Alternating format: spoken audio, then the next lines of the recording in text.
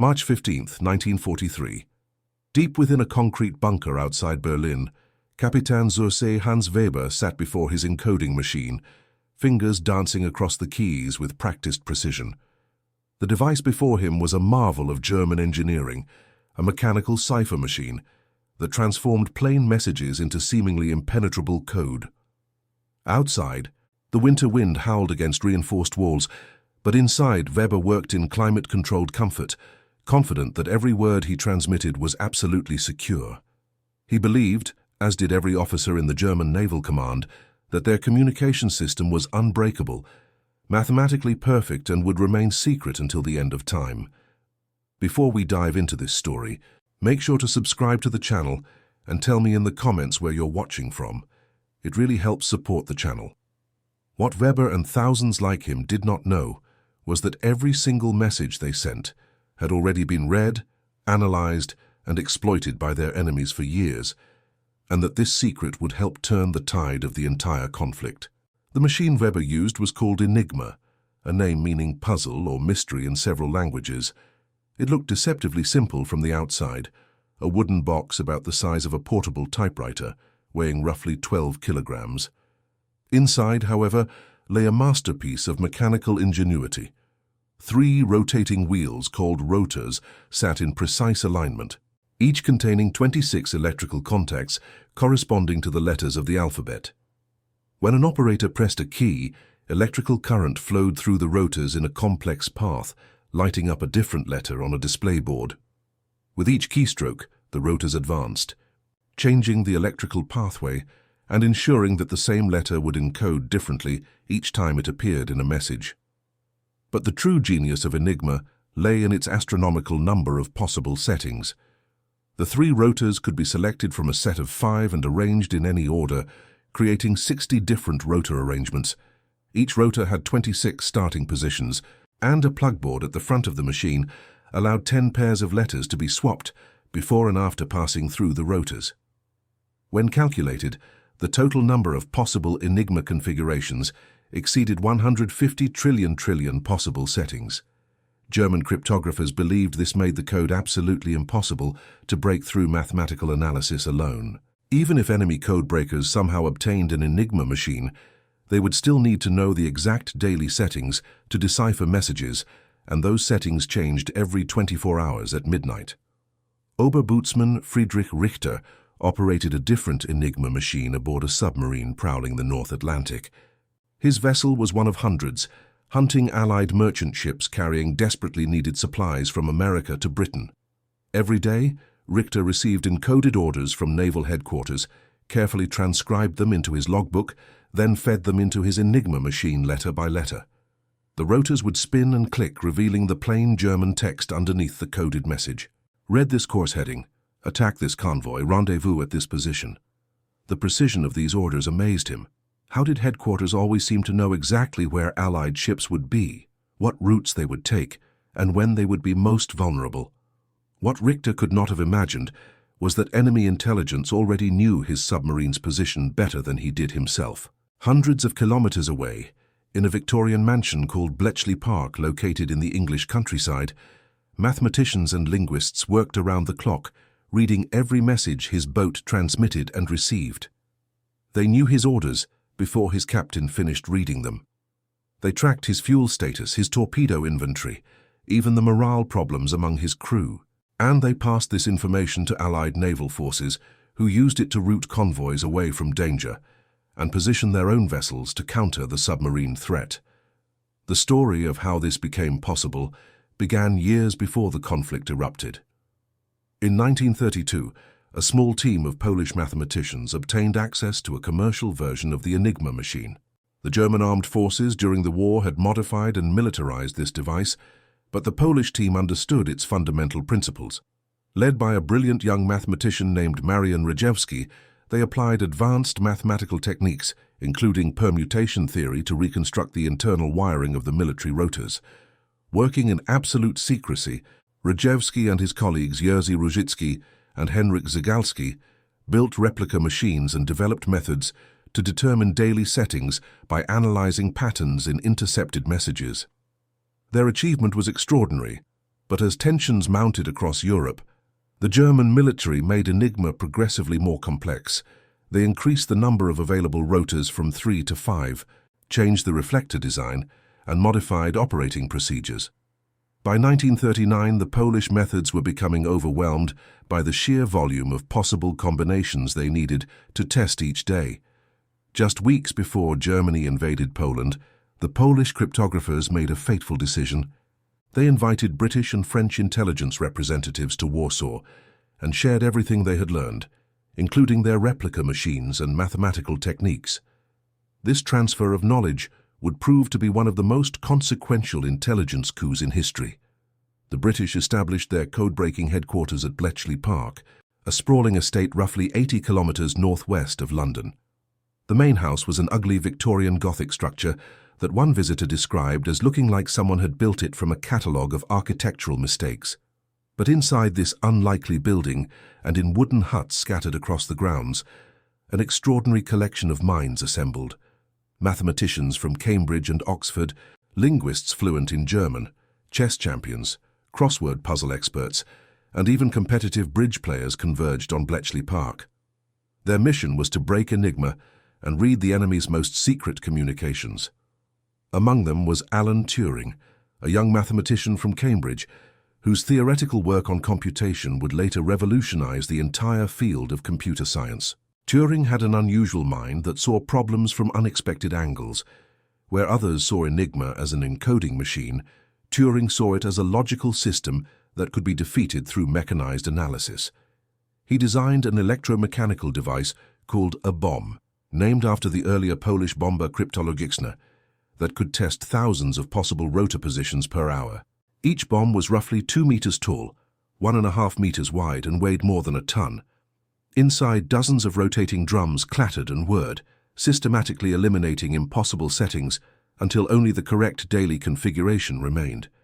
The bombs required what codebreakers called a crib, a piece of known or guessed plaintext that appeared in an encrypted message.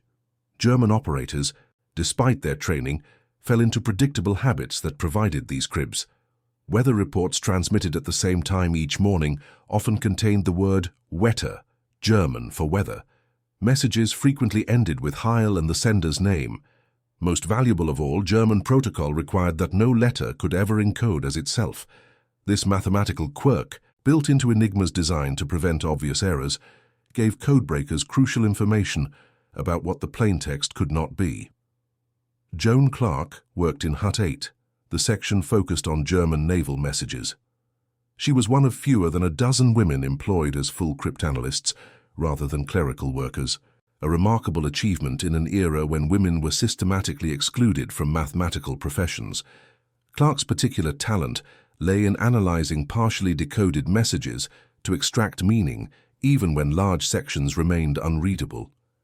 She could look at fragments of German text, recognize naval terminology and procedures, then use that knowledge to guess additional words and extend the decryption.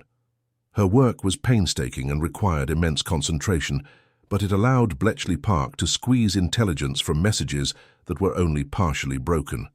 By 1941, Bletchley Park was reading substantial amounts of Enigma traffic, but the German Navy remained the hardest target. Naval Enigma used additional security measures, including a choice of 8 rotors instead of 5, and procedures that prevented the kind of predictable messages that yielded cribs for other services. Then, in May of 1941, British naval forces captured a German weather ship and seized its Enigma machine along with codebooks containing the month's settings. This windfall, combined with similar captures from submarines, gave Bletchley Park the breakthrough it needed. The intelligence gleaned from decrypted naval messages was given the codename Ultra. Its impact on the Battle of the Atlantic was profound and immediate. Allied commanders could read the daily orders transmitted to every German submarine at sea. They knew patrol areas, rendezvous points, and planned attacks. When submarines were directed to form long patrol lines across expected convoy routes, Allied ships simply went around them.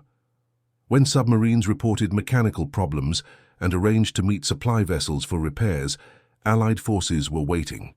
The tonnage of merchant shipping lost to submarine attack dropped dramatically.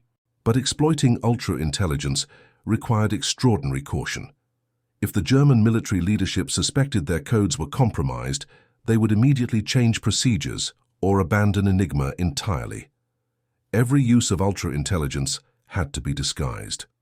When Allied forces acted on decoded information, they first staged a plausible alternative explanation. Aircraft were sent to visibly patrol an area before ships received orders to avoid it, creating the impression that submarines had been spotted from the air. Captured crews were told that Allied direction-finding equipment had detected their radio transmissions, not that the transmissions had been decoded and read. This deception created an unusual situation where intelligence officers often withheld crucial information from military commanders. If using a particular piece of ultra-intelligence might reveal the source, it was not shared, even if the decision cost ships and lives. The calculation was brutally simple. Protecting the secret of Ultra was worth more in the long term than any single tactical victory. Churchill himself, briefed daily on Ultra material, sometimes had to watch disasters unfold that could have been prevented, choosing to preserve the source rather than act on the intelligence. Lieutenant José Martin Schneider was a young naval officer working in the cipher section at submarine headquarters in Paris. His job involved preparing and transmitting the daily orders to boats at sea. Schneider took pride in his work. He knew that communication security was vital, that enemy intelligence would give anything to read these messages. He followed every procedure exactly, changed settings precisely at midnight, and never reused message preambles or predictable phrases. Yet he noticed something troubling. Allied forces seemed remarkably lucky. Submarines reported being spotted by aircraft in areas where no aircraft should have been. Convoys altered course just before reaching patrol lines, as if they somehow knew where submarines were waiting. Supply rendezvous that should have been secret were interrupted by enemy vessels appearing at exactly the right time and place. Schneider mentioned these concerns to his superior officer, Korvettenkapitän Ernst Hartmann. Hartmann was dismissive. "The British will never break our code," he said with complete confidence. "The mathematics are impossible. What you are seeing is coincidence combined with improved enemy radar and direction-finding equipment. Our cryptographers have analyzed the Enigma system thoroughly. Even with unlimited computing resources, it would take thousands of years to test every possible setting. The enemy simply does not have the capability to break this system. Continue your work and stop worrying about impossibilities." But Schneider could not shake his suspicions. He began keeping a private log of incidents that seemed too coincidental. A submarine ordered to a specific position was located and engaged within hours. Another boat radioed mechanical problems and was found by enemy forces while awaiting a supply vessel. A third transmitted a weather report and was depth-charged shortly afterward in an area supposedly clear of Allied ships. The pattern was undeniable to anyone willing to see it, yet when Schneider compiled this information into a formal report, his superiors rejected it. Enigma was mathematically proven to be unbreakable, they insisted. The coincidences must have some other explanation. This institutional resistance to accepting the possibility of compromise was rooted in bureaucratic psychology as much as mathematics.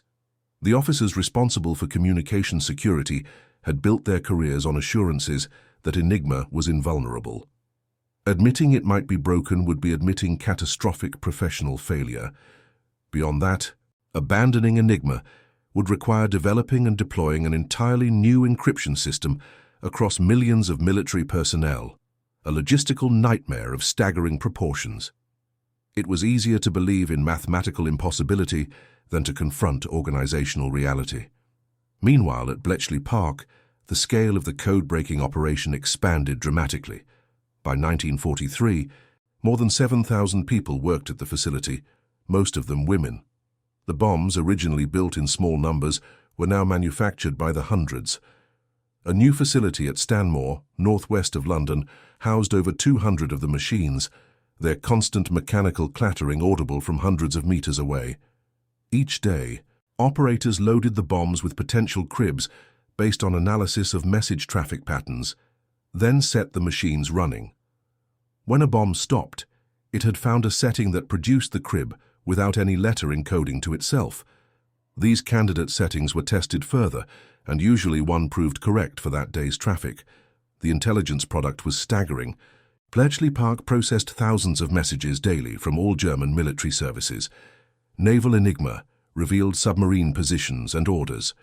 Luftwaffe Enigma disclosed aircraft movements and bombing targets. Army Enigma provided order of battle information and strategic planning. This flood of intelligence flowed to a small group of analysts who synthesized it into actionable reports, carefully sanitized to disguise the source. These reports reached Churchill's desk, Allied headquarters and field commanders, shaping strategic and tactical decisions across every theater of the conflict. Gordon Welchman, another Cambridge mathematician working at Bletchley Park, developed a critical enhancement to the bomb called the diagonal board. This modification exploited an additional mathematical property of Enigma to eliminate impossible settings more efficiently, reducing the time required to find each day's configuration. Welchman also pioneered the organizational structure that allowed Bletchley Park to scale from a small experimental operation to an industrial intelligence factory. He created standardized procedures for message handling, developed quality control processes, and established the administrative framework that kept thousands of workers coordinated and productive. The human cost of maintaining this secret was substantial. Everyone who worked at Bletchley Park signed the Official Secrets Act and was forbidden from discussing their work with anyone, including family members.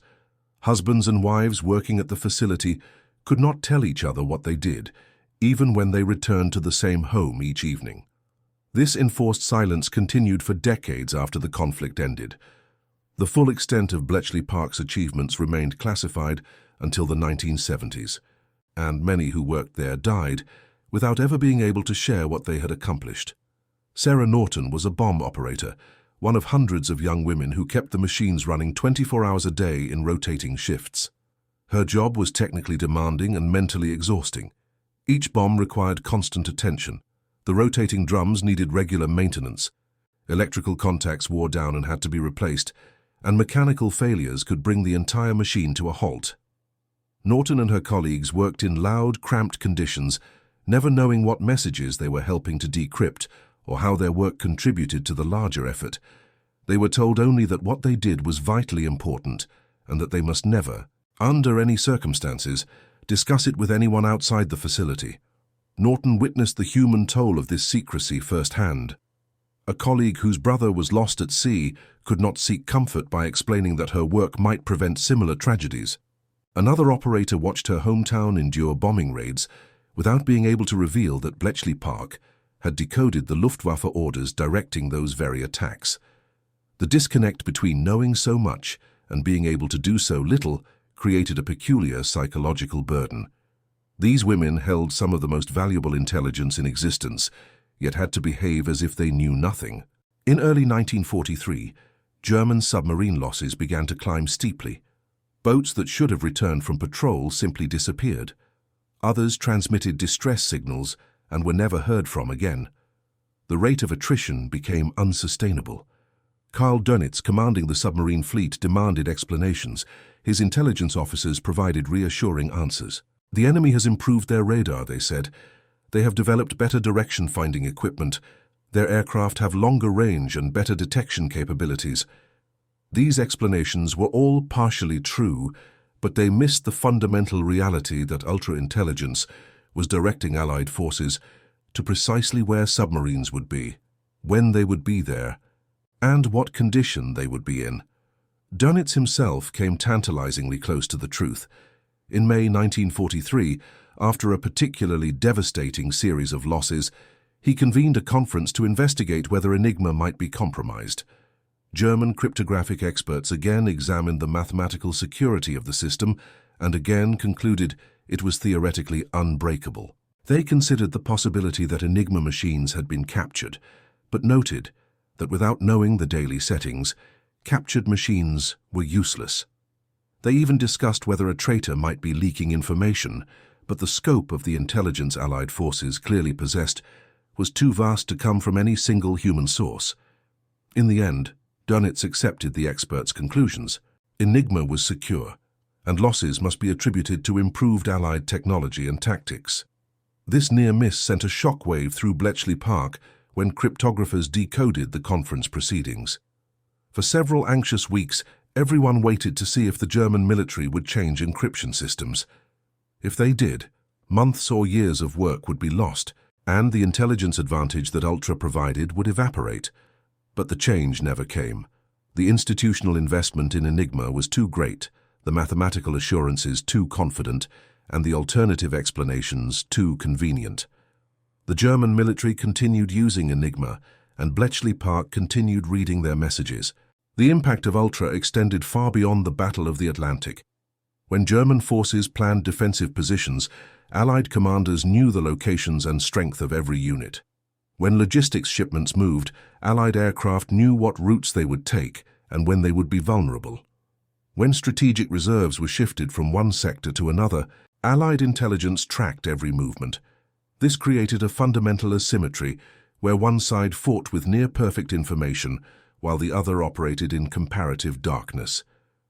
During the planning for the Allied invasion of Normandy in June 1944, Ultra-intelligence played a crucial role.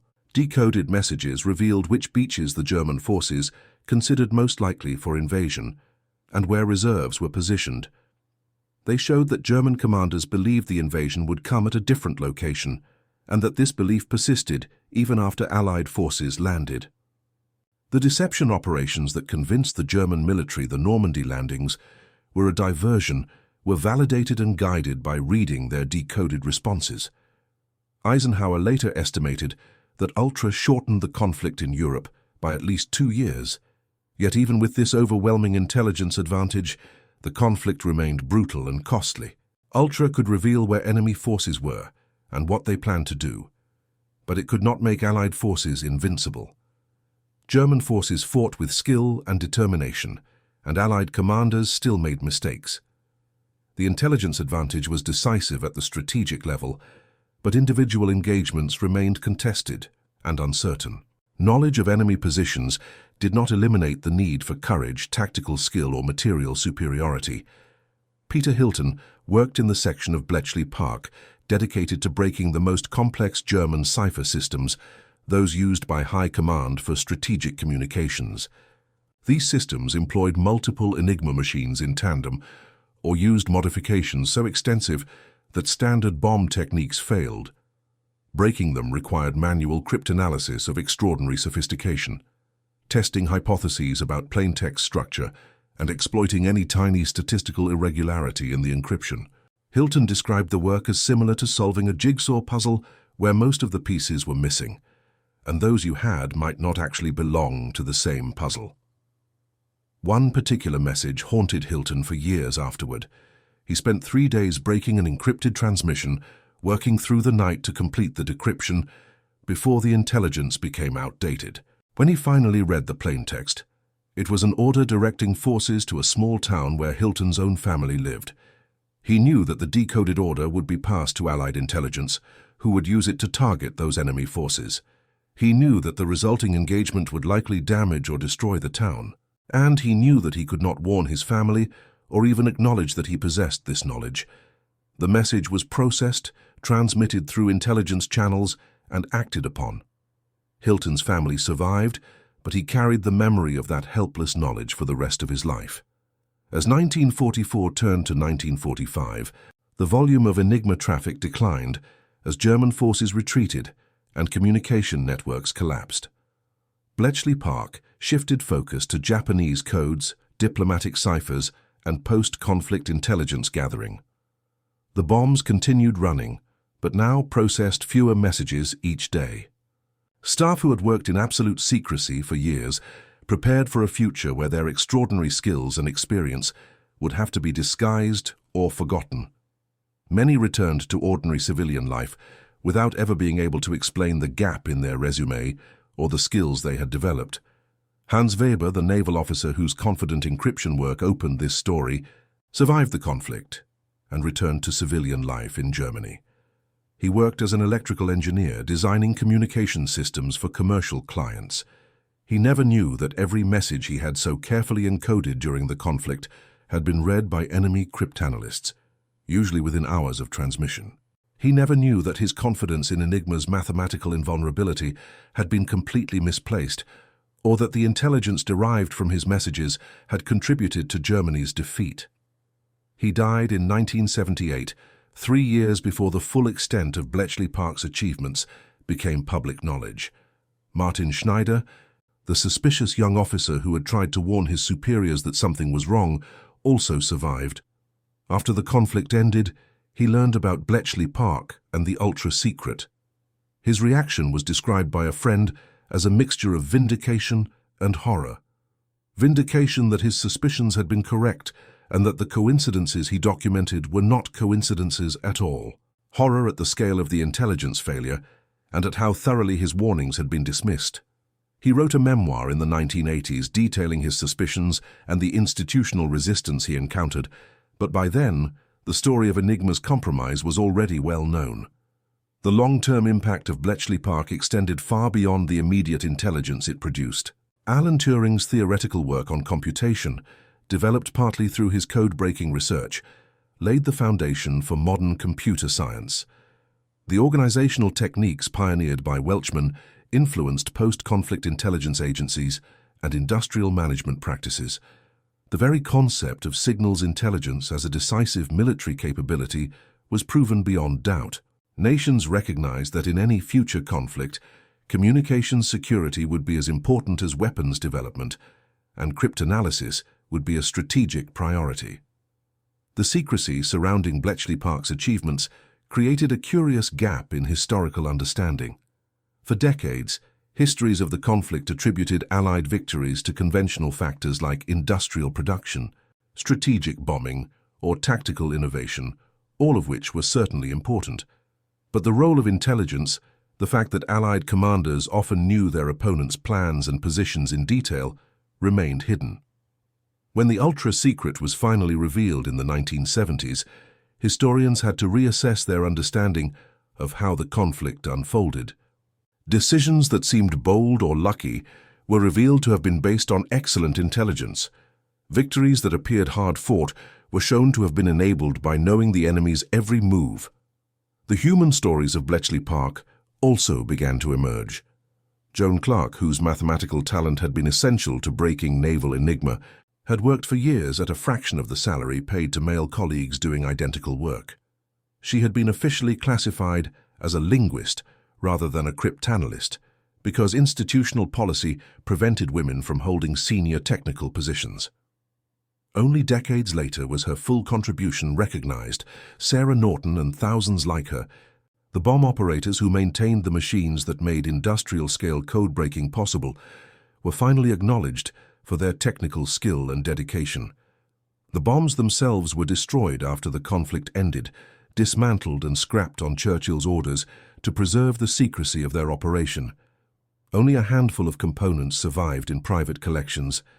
It was not until the 1990s that a team of volunteers, many of them former Bletchley Park staff, rebuilt a working bomb from photographs, circuit diagrams, and memories. That reconstruction now operates at Bletchley Park, which has been preserved as a museum. Visitors can watch the rotating drums clatter through their sequences and imagine the constant mechanical noise that filled the bomb rooms for years. The Enigma machine itself, once considered Germany's guarantee of unbreakable communication security, became a museum piece and a cautionary tale. Examples are displayed in museums worldwide, testament to the danger of assuming that mathematical complexity equals practical security.